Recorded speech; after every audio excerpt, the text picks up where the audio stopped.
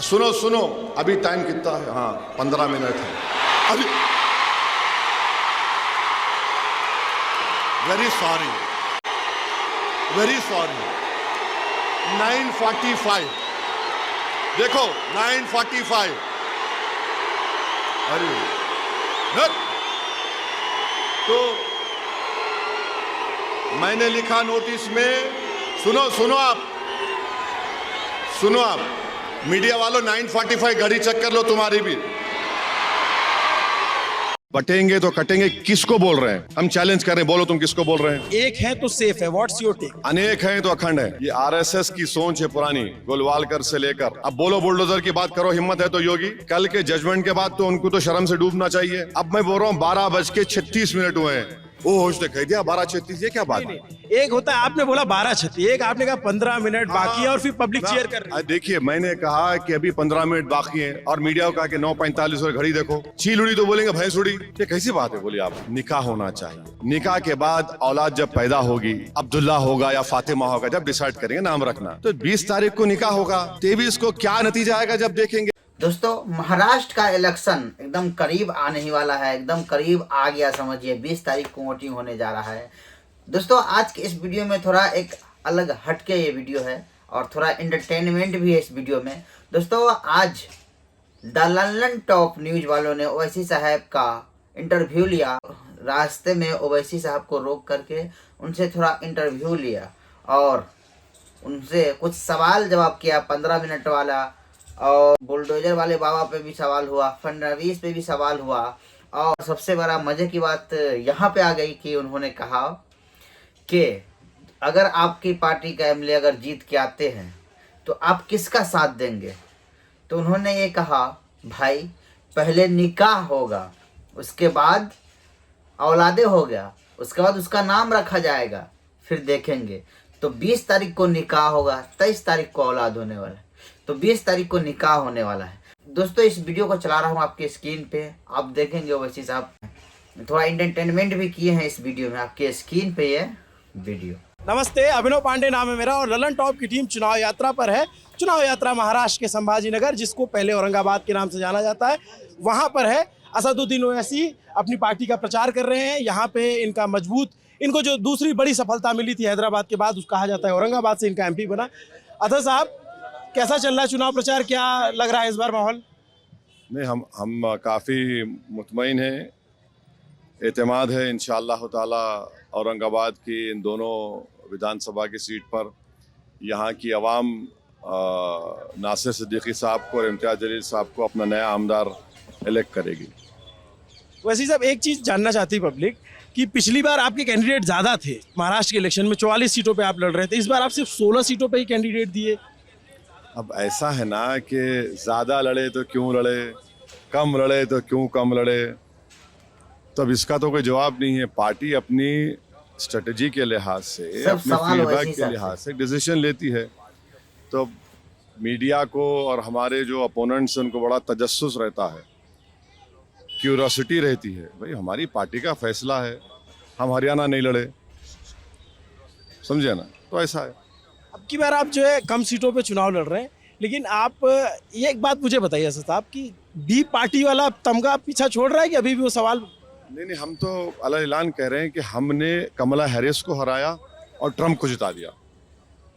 हम ही किए, कोई नहीं कर सकता। हम यहाँ बैठकर औरंगाबाद से ट्रंप को जिता दिए, कमला हैरिस जीत गई। अब ये क्या है?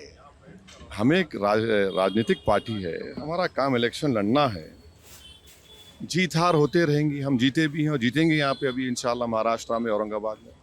तो ये तो फ्रस्ट्रेटेड लोगों की तरफ से झूठा इल्ज़ाम लगता है। अच्छा, एक बात ये मैं जानना चाहता हूँ कि जो पॉलिटिकल अभी रिमार्क्स आ रहे हैं, और खास करके आपका एक बयान आया और एक देवेंद्र फडणवीस जी का बयान आया, आपने सुना वो बयान उनका, जिसमें उन्होंने कहा कि औरंगजेब की विरासत पे कुत्ता भी पेशाब नहीं करेगा, इस टाइप का बयान दिया और आपने भी जवाब दिया। तो इस पे आप लोग इस तरह की फाइट क्यों है?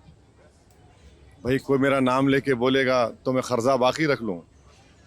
आप बताइए, कोई ललन टॉप को अनाप शनाप बक देगा तो आप अपने तरीके से क्लैरिफिकेशन देंगे ना? और चुनाव का माहौल है, एक शख्स जो मुख्यमंत्री रह चुका है, अभी डिप्टी चीफ मिनिस्टर है और होम मंत्री है, और वो हमारा नाम लेता है, तो हम उनको जवाब ये दिए कि हमारा नाम क्यों ले रहे फडणवीस, तुम्हारे दिमाग में वो फितूर जो है कि मैं बड़ा हूँ और सब तुम्हारे पैरों के पास है, वो तो नहीं है। बाबा साहब अम्बेडकर ने सबको बराबर कर दिया। अगर फडणवीस में दम है तो जरांगे पटेल का नाम लीजिए ना, आप समझे, आप वो नहीं ले रहे हैं। तो हिंदू मुस्लिम करने के लिए, अपनी नाकामियों को छुपाने के लिए, इस मुक़द्दस तारीख़ी शहर में 8 दिन में एक मरतबा पानी आता है यहाँ पर, पूछ लीजिए आप वो सॉल्व नहीं किए। इस शहर के लिए एक टेक्सटाइल पार्क मंजूर हुआ 2023 में, उसको अमरावती लेकर चले गए आप। इस डिवीज़न में 2024 के 6 महीने में 421 के करीब किसान खुदकुशी कर लिए। आप उसके बारे में बात नहीं करते, मराठा आरक्षण के बारे में बात नहीं करते, किसके बारे में बात करते? अब्दुल्ले भाई ओवैसी के बारे में बात करते। तो ये उनका ये उसको कम्युनल करना, हिंदू मुस्लिम करने की कोशिश कर रहे हैं। वो तो आप पे भी आरोप लगाते हैं कि आप हिंदू मुस्लिम करते हो, क्योंकि आप अपने कैंडिडेट सिर्फ मुस्लिम सीटों पे देते हो जहाँ पे मुस्लिम बाहुल्य है। एक बात सुनिए, जो लोग आईने में चेहरा अपना देखेंगे ना, तो बहुत दागदार नजर आएगा चेहरा बीजेपी वालों को। आप तो एक मुसलमान टिकट नहीं देते, आपको एक मुसलमान एमपी नहीं है, और आप तमाम ने मिलकर, तमाम कम्युनल सो कॉल्ड सेकुलर मिलकर इम्तियाज जलील को आपने हरा दिया इस पार्लियामेंट की सीट से। अपना गिरेबान झांक कर भी तो देखो। आपने तमाम कमियां गिनाई कि इस लोकसभा में या इस क्षेत्र में काम नहीं। आपके भी तो एमपी थे, उन्होंने क्या किया फिर? जितनी उनको एमपी लैट फंड थे, आप चेक कर लीजिए, आपके पास तो फैक्ट सिस्टम है। इम्तियाज साहब ने अपना पूरा पैसा इस्तेमाल किया भाई, 5 साल में जितना उनका एमपी लैट फंड था उन्होंने पूरा इस्तेमाल किया, और इस शहर में, औरंगाबाद के शहर में इस्तेमाल किया, ग्रामीण के विधानसभा में बराबर इस्तेमाल किया। मगर सवाल ये, जो लोग सत्ता में हैं, आप अस्पताल में वैकेंसी के लिए इम्तियाज जलील को कोर्ट को जाना पड़ा, PMAY के घरों के लिए इम्तियाज जलील लड़ना पड़ा। ये कर रहे हैं। ये इम्तियाज जलील साहब आ गए, आपके कैंडिडेट। नमस्ते, आपसे भी बात करेंगे इत्मीनान से। बात खत्म करिए, बस 2 मैं रिमार्क आपसे और लेना चाहता हूँ। एक बयान प्रधानमंत्री की तरफ से आया, एक है तो सेफ है, व्हाट्स योर टेक? अनेक हैं तो अखंड है। ये RSS की सोच है पुरानी, गोलवालकर से लेकर, कि इस देश को, वो जब एक की बात करते ना, तो वो डाइवर्सिटी को ख़त्म करना चाहते हैं। इस मुल्क की ताकत और ख़ूबसूरत ये है कि यहाँ पर डाइवर्स कल्चर है, डाइवर्स रिलीजन है, डाइवर्स लैंग्वेजेस हैं। ये RSS की शुरू से एक कोशिश है कि एक के नाम पर सबको ख़त्म कर दो। अनेक हैं तो अखंड है, संविधान है तो सम्मान है, अंबेडकर की सोच जिंदा है तो गोडसे मुर्दा है। और ये एक किसको बोल रहे हैं, बताइए हमको, प्रधानमंत्री बताए देश को, एक किसको बोल रहे हैं? देश के एक होने की बात नहीं कर रहे हैं, उनकी जो आइडियोलॉजी को मानने वाले हैं उनको बोल रहे हैं। देश से मुखातिब नहीं है प्रधानमंत्री मोदी। इसलिए नहीं है क्योंकि पार्लियामेंट के इलेक्शन में उन्होंने कहा था मुस्लिम ख़वातीन ज़्यादा बच्चे पैदा करते महिलाएं, हिंदू बहनों गलों से मंगलसूत्र निकाल कर मुसलमान ख़वातीन को दिया जाएगा, महिलाओं को दिया जाएगा, भैंस छीन कर दिया जाएगा।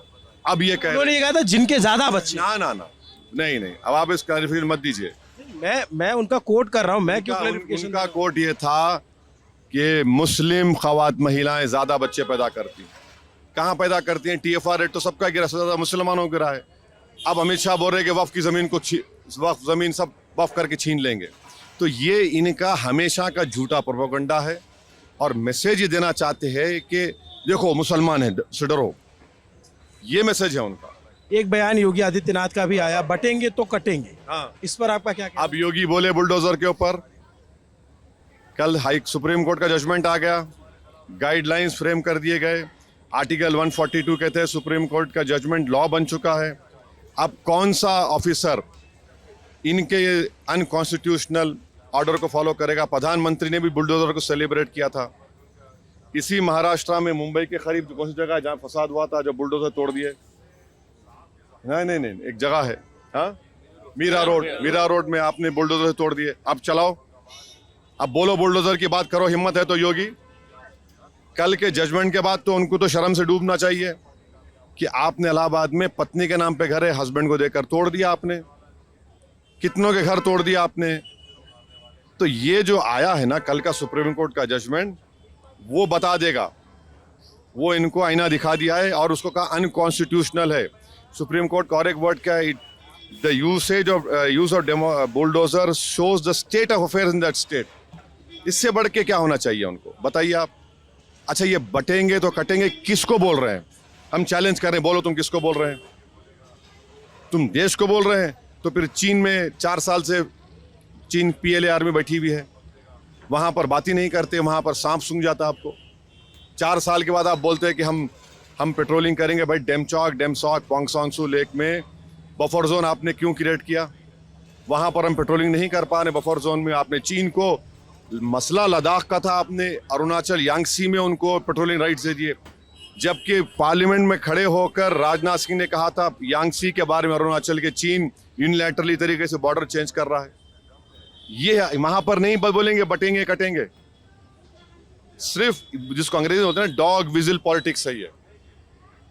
मैं ये चीज़ जानना चाहता हूँ कि ये अगर आपको लगता है, मैं आखिरी सवाल है, एक तो मैं आपके जो छोटे भाई हैं उन्होंने सोलापुर की रैली की और उसमें उन्होंने मैं गया नहीं, उनका एक मैं भाषण देख रहा नहीं गए थे, मैं गया था, कल गया था। वहां पे मैं उनका एक महाराष्ट्र का एक स्पीच देख रहा जिसमें उन्होंने बड़े तंजिया अंदाज में कहा कि 15 मिनट अभी बाकी है। देखिए, एक बात सुनिए, मैंने भी कल कहा 10 बजे ख़त्म करना पड़ता है। अगर मैं बोलूं कि भाई 1 बजे ख़त्म करना है, 12:45 है, 15 मिनट बाकी हैं, ये क्या है? आप लोगों को इतना फोबिया क्यों है? हमें नहीं फोबिया है, आपको नहीं है, आपकी जो बड़ा कबीला है उनको फोबिया है। अरे 15 में क्या है? मैंने भी कहा कल शोलापुर में, अभी क्या है बताइए आप। तो गलत है ना, ये ट्वीट करते हैं। नहीं, घड़ी देखकर वक्त बोलना भी गलत है क्या? बोलिए।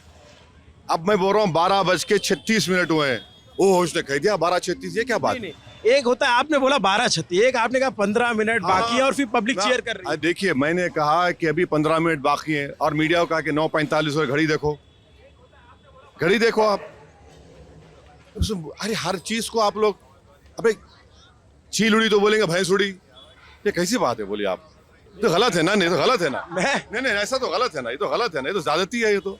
अच्छा, लास्ट सवाल। लास्ट आप मीडिया का लास्ट सवाल नहीं, मेरा लास्ट सवाल है अभी खत्म। मेरा लास्ट सवाल, आप अपनी भूमिका महाराष्ट्र चुनाव के नतीजों के बाद कहाँ देखते हैं? आप अघाड़ी के साथ जाएंगे, आप युति को समर्थन करेंगे, या अगर आप किंग ये सवाल पुराना है। देखिए, पहले निकाह होना चाहिए, निकाह के बाद औलाद जब पैदा होगी, अब्दुल्ला होगा या फातिमा होगा, जब डिसाइड करेंगे नाम रखना, तो 20 तारीख को निकाह होगा।